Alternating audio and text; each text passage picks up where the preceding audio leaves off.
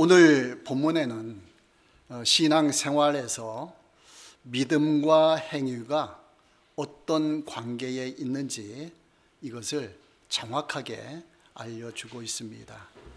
우리가 구원은 믿음을 통해 받는다. 이건 상식적으로 다 알고 있습니다. 믿음은 어떤 믿음이냐? 예수님을 구원자로 믿을 때 그 구원 받는다라는 것이죠. 그 믿음이 중요하다라는 겁니다. 그러니까 믿음도 여러 가지 종류들이 있을 수가 있어요. 그런데 구원받는 믿음이 되려면 예수님이 구원자이시다, 하나님의 아들이시다, 이것을 반드시 믿어야 된다라는 거예요. 우리가 예수님을 믿을 때 무엇을 통해서 믿는가? 약간 좀 이상한 질문 같지만은 마음을 통해서 예수님을 믿습니다. 완전히 당연한 것이죠. 우리가 당연한 것인데 매우 중요한 사실입니다. 왜 그런 거 아니에요? 오랫도록 신앙생활 하다 보면 마음으로 믿는 것을 자꾸 잊어버리고 다른 쪽으로 자꾸 공적을 쌓아서 구원을 이루어 가려고 그렇게 이제 애를 쓰는 경우들이 발생하는 거예요. 그래서 우리가 이제 천주교에서 개신교가 나오게 되었던 거예요. 그러니까 우리는 오직 믿음으로 믿는데 어디에서 믿는다고요? 마음에서 믿는다. 이거를 강조하기 위해서 개신교, 그 강조하느라고 개신교가 나왔다. 우리는 이러한 신앙을 갖고 있다라는 겁니다. 그러니까 오래 신앙생활 할수록 우리는 기초를 놓치면 안 된다라는 거예요. 자, 행위를 통해서 믿는 것이 아닙니다. 말이 좀 이상한 표현이지만 다시 말하면 행위를 통해서 구원받는 것은 아니다라는 거예요. 자, 마라톤이 몇 킬로입니까? 42.195km. 마라톤을 완주 끝까지 뛰면 그 결승점에서 구원시켜 주겠다. 이것도 이제 아니죠.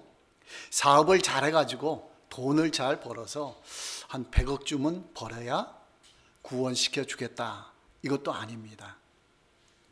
또 공부 잘 해가지고 박사학위 정도는 받아야 구원시켜 주겠다. 이것도 아닙니다. 그리고 또 심지어는 착한 일을 많이 하면 구원시켜 주겠다. 이것도 안 해요. 착한 일 많이 해도 구원과는 관계 없다라는 거예요. 왜 그러냐? 이 구원받는 믿음이라는 것은 마음의 작용이기 때문에 그래요. 행위로 드러나는 것이 아니고 마음, 순수하게 마음의 작용이에요. 그러니까 마음으로만 믿으면 구원을 일단 받습니다. 이 관계를 정확하게 우리가 놓치지 말아야 됩니다. 자, 구원받는 순간 이것을 우리 영적 출생이라 그러죠. 좀 어려운 말로 중생했다, 쉬운 말로 거듭났다, 이렇게 이제 표현을 합니다. 이 중생 거듭남 순간에는 우리의 어떠한 행위도 필요하지가 않아요. 영향을 끼치지 않아요.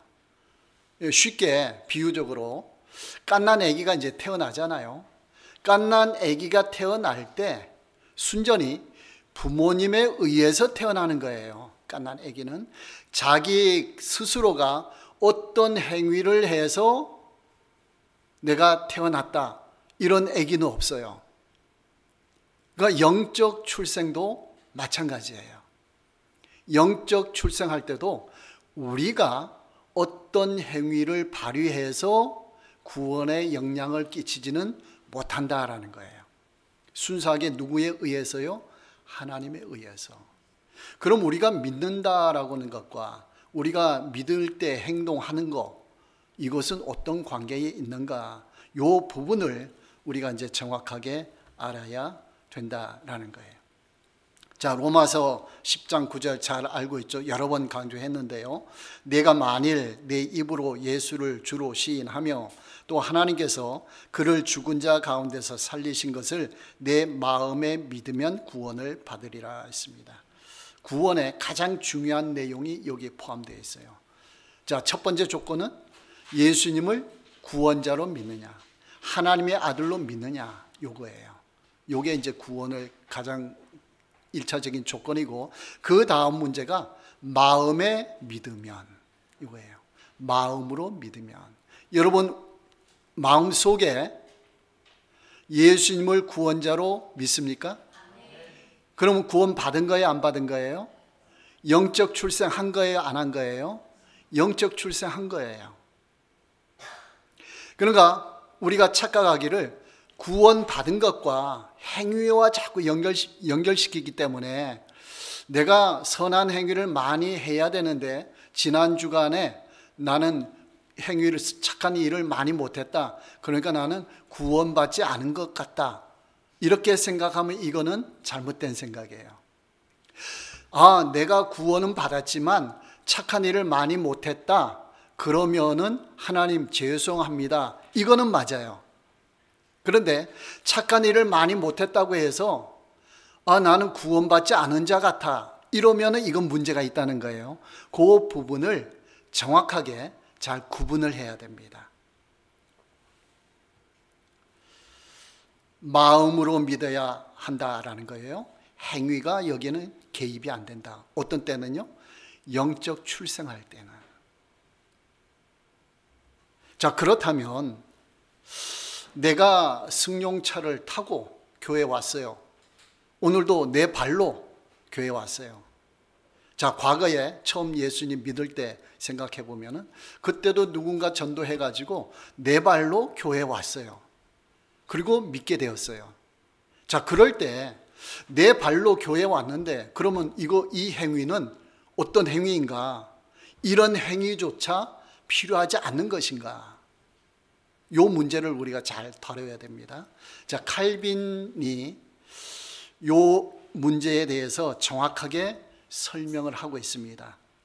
의지하는 것은 모든 인간에게 타고난 것이지만 옳게 의지하는 것은 은혜로 되는 것이다 라고 했습니다. 자, 모든 인간에게 의지가 있어요, 없어요? 있어요. 믿는 자에게는 의지가 있고 믿지 않는 자에게는 의지가 없다. 맞아요, 틀려요? 그건 틀렸죠. 믿지 않던 믿던 누구에게나 자기 의지가 있어요. 그 의지로 밥을 먹고 그 의지로 친구를 사귀고 공부도 하고 일도 하고 여행도 가고 의지가 있기 때문에 자기 의지대로 행동을 하는 거예요. 종교 활동도 역시 마찬가지예요. 자기 의지에 따라 일단 해요. 어떤 사람은 기독교, 어떤 사람은 다른 종교, 자기 의지에 따라 가는 거죠. 여러분, 믿음 없이도 구원받지 못한 사람도 교회에 올 수 있죠. 자기 의지로. 나 교회 가고 싶어. 예수님 믿고 싶기도 한데, 그러면 교회 따라오기도 하고 또 성경을 읽기도 하고 해요. 믿음이 없더라도, 구원받지 않더라도. 이 모든 것은 자기 의지에 따라 하는 거예요. 그런데 이제 칼빈이 한 말 중에 중요한 게 있어요. 옳게 의지하는 것은 은혜로 되는 것이다 라고 했어요. 여기서 옳게 의지한다라는 말이 뭔가 아니요? 예수님을 믿기로 결심하는 거예요. 믿지 않는 자도 누구라도 자기 의지로 교회에 올 수 있잖아요. 조금 아까도 누가 교회 다녀갔잖아요. 자기 의지로 왔다 갔어요. 이건 자기 의지예요. 그런데 옳게 의지하는 거, 나 예수님 믿겠습니다, 결심이 서는 것은 은혜로 된다라고 했어요. 은혜는 누구의 은혜일까요? 하나님의 은혜로. 하나님이 도와주셔야 믿음을 가질 수 있다라는 거예요. 여러분, 교회에 오셨죠? 자기 의지로 왔던, 타의로 왔던 교회에 왔어요. 그러면 와서 내가 지금 예수님을 구원자로 믿는다라고 하면은 누구의 은혜가 임한 거예요? 하나님의 은혜가 임한 거예요. 내가 교회까지 오고 다니고 싶다, 그 정도까지는 할 수가 있어요. 그런데 내가 예수님을 지금 믿고 있습니다. 예수님이 믿어집니다. 나의 구원자로 믿어집니다. 하나님의 아들로 믿어집니다. 그럴 때는 누가 개입했다는 거예요? 하나님이 개입했다는 거예요. 믿습니까? 그러니까 내 마음속에 지금 예수님이 나의 구원자입니다. 내가 죽으면 나중에 천국에 갈 수 있습니다. 이걸 믿으면 나는 지금 구원받은 자예요. 영적 출생이 된 자예요. 구원을 완전히 이루어지지는 않았지만, 완성으로 갔지는 않았지만 일단 출생은 된 거예요. 그러면 구원이 임한 거예요. 그렇죠? 구원의 초기 단계가 임했다라는 거예요. 그러니까 이것을 행위와 믿음을 잘 구분해야 돼요. 하나님의 은혜, 이런 것 관계를 잘 구분해야 된다라는 거예요.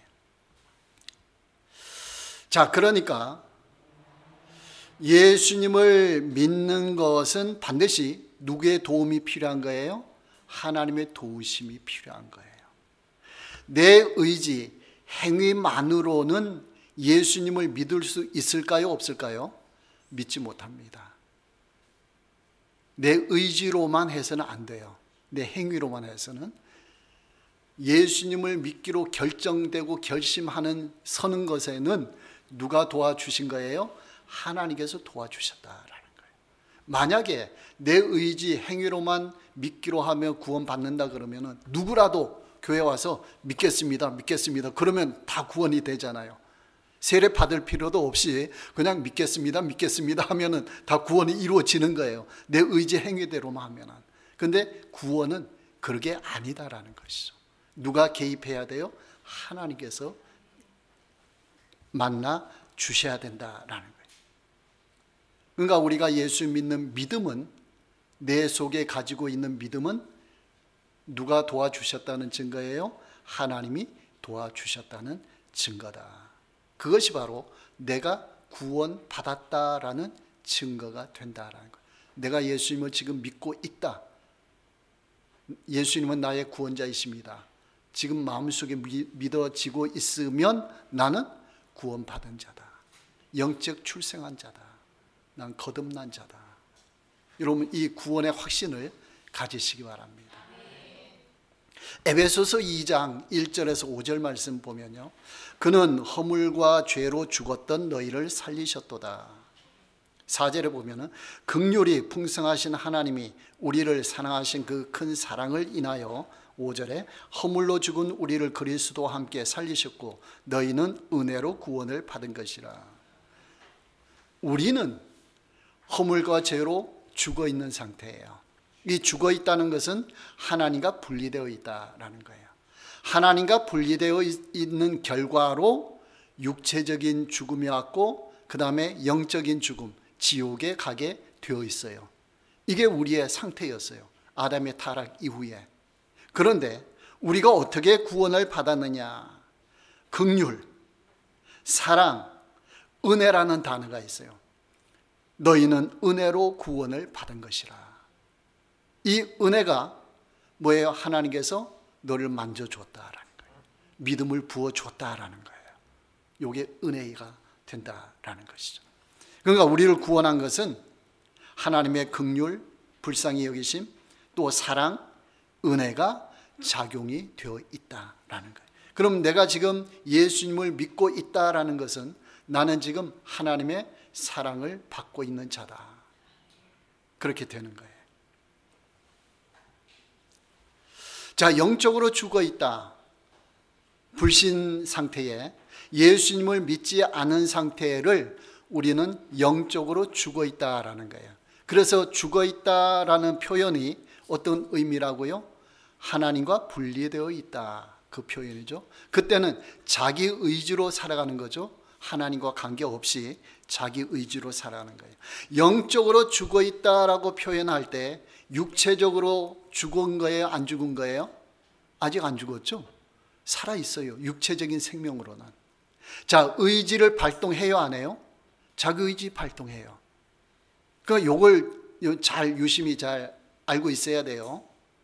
영적으로 죽어 있는 상태가 육체적으로도 완전히 죽어 있는 상태는 아니라는 거예요.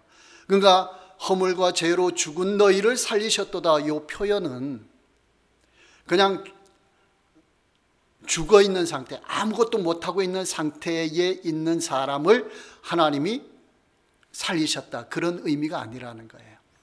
아담을 창조할 때는 흙을 빚었죠. 그래서 그 빚어있는 살아있지 않은 흙을, 그 형체를 코에 생기를 불어넣으니까 살아났죠.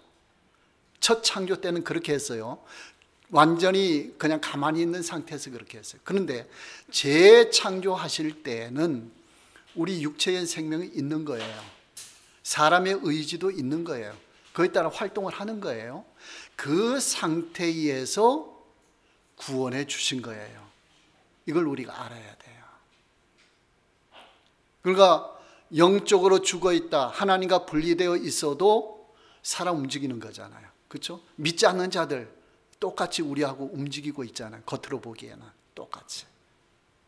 그걸 우리가 알아야 돼요.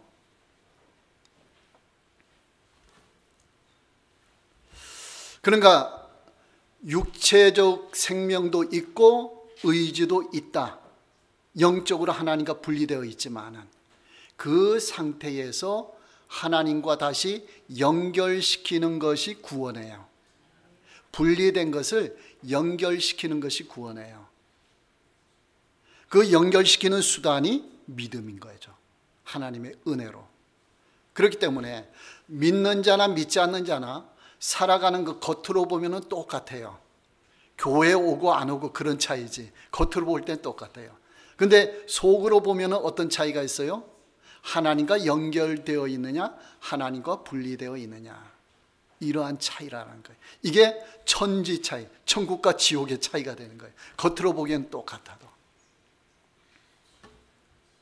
자, 8절 말씀에 너희는 그 은혜에 의하여 믿음으로 말미암아 구원을 받았으니 이것은 너희에게서 난 것이 아니요 하나님의 선물이라 했습니다. 자, 믿음으로 말미암아 구원을 받았어요. 그런데 이것을 무엇이라고 표현했죠? 하나님의 선물이라고 했습니다.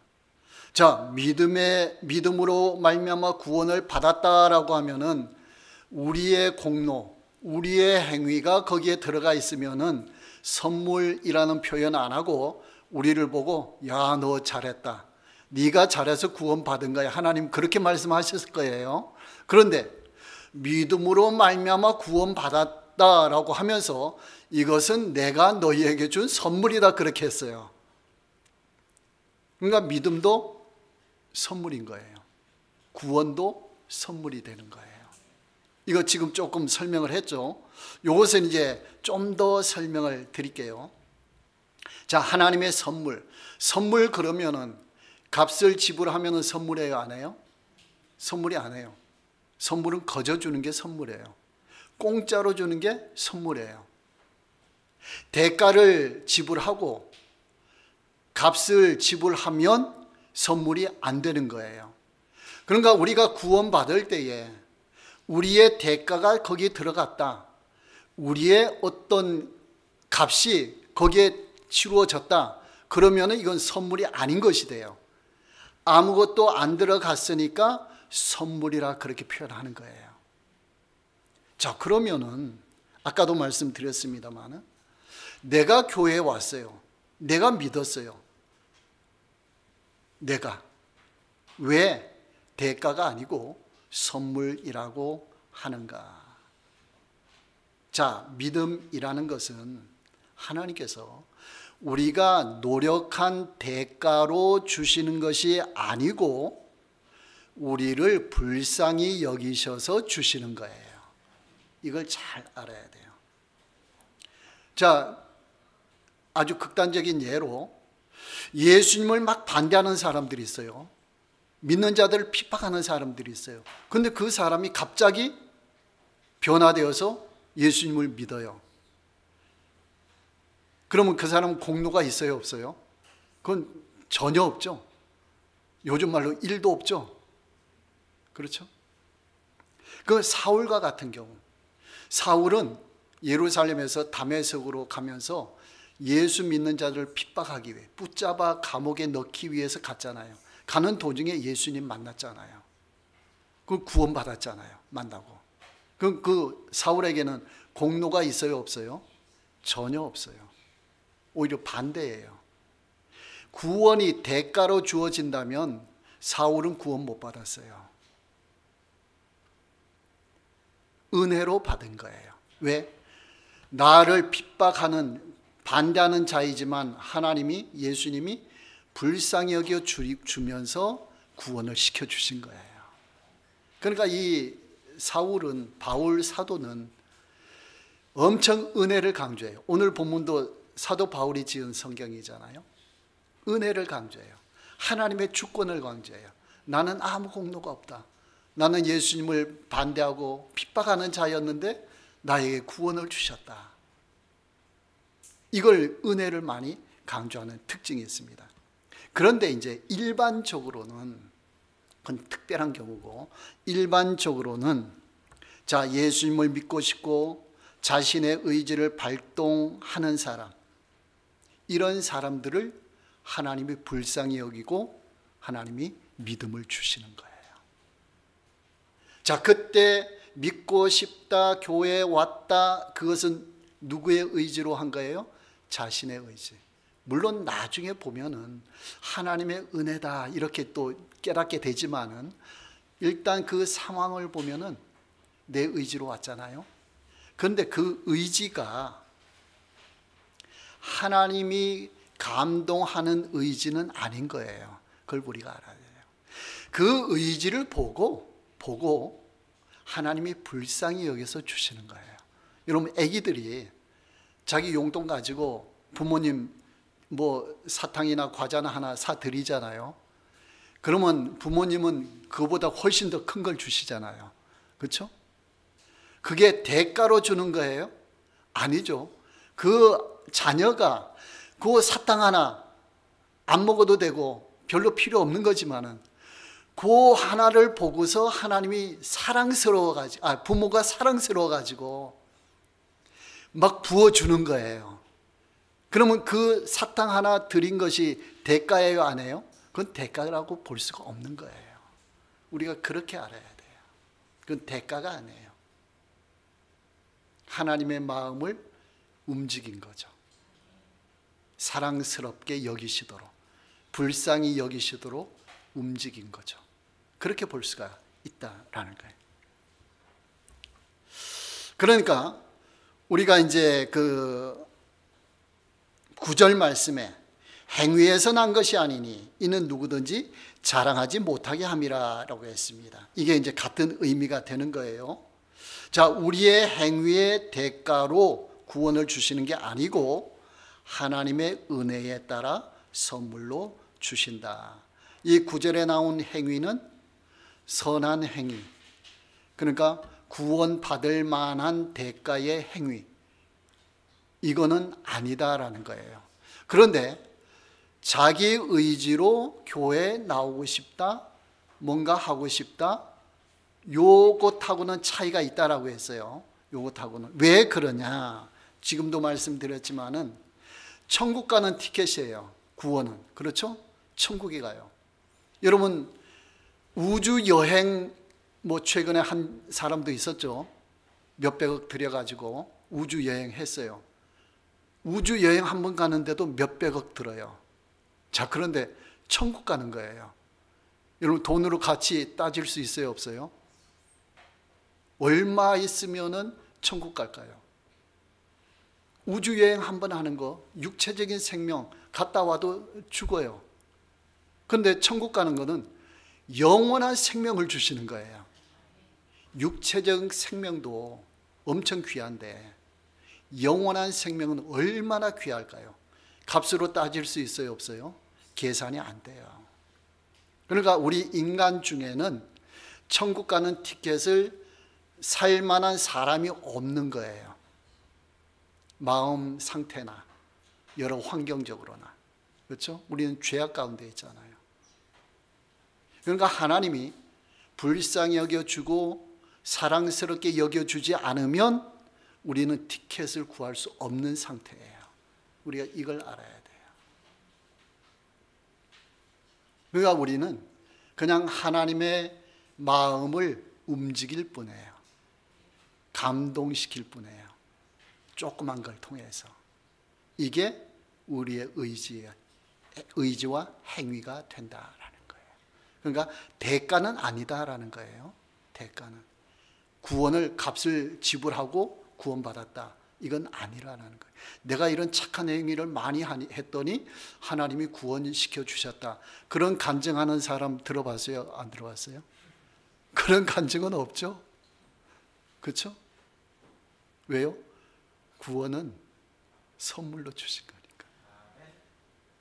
선물로 주신 거니까. 이게 감사한 거죠. 그러니까 공짜로 받은 거예요. 구원은 공짜로 받은 것이다.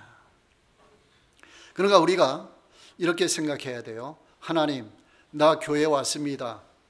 그러니까 나를 구원시켜 주셔야 됩니다. 말이 돼요, 안 돼요? 그건 말이 안 돼요. 교회 한번 나오고 천국 데려다 달래요. 그 말이 안 되잖아요. 교회 한번 딱 나오고 나서 천국 데려다 달라는 거, 이거 값이 돼야 안 돼요. 이건 엉터리 없이 안 되는 거죠. 그거는 말이 안 되는 거예요. 그럼 어떻게 해야 되냐? 하나님, 내 발로 교회에 왔습니다. 하나님 은혜가 임해야 제가 구원받는데요. 하나님 불쌍히 여겨 주셔서 여기까지 왔는데 하나님 불쌍히 여겨 주셔서 구원시켜 주세요. 믿음을 주세요. 이게 바른 자세가 되는 거예요. 여러분 조금 했다고 하나님한테 막 대들면 안 돼요. 조금 하고 나서도 하나님 죄송합니다. 이것밖에 못했습니다. 그러면 하나님이 불쌍히 여겨주시고 더 사랑스럽게 우리를 보살펴 주시는 거예요. 하나님과의 관계는 이런 자세로 살아가야 된다라는 거예요. 그래서 은혜에 의하여 구원을 받았으니, 오늘 본문에 그랬죠. 하나님의 은혜로 구원을 받은 것이다. 그러니까 내가 구원받은 것은 내 자신을 자랑할 수 있어요, 없어요? 자랑할 수가 없어요. 구원받은 것에 대해서는 오로지 하나님께 감사해요. 하나님 감사합니다. 나 한 것 없지만 은혜를 크게 체험하면 할수록 하나님, 나는 아무것도 아닙니다. 나는 한 것도 없습니다. 이렇게 돼요. 은혜를 조금 받는 사람은 나 이만큼 했는데요, 자꾸 그래요. 이걸 자꾸 뭘로 비교하는 거예요? 하나님, 나 교회 왔습니다. 봉사 좀 했습니다. 나중에 신앙생활 구원받고 신앙생활 하면서도 자꾸 그래요. 비교를.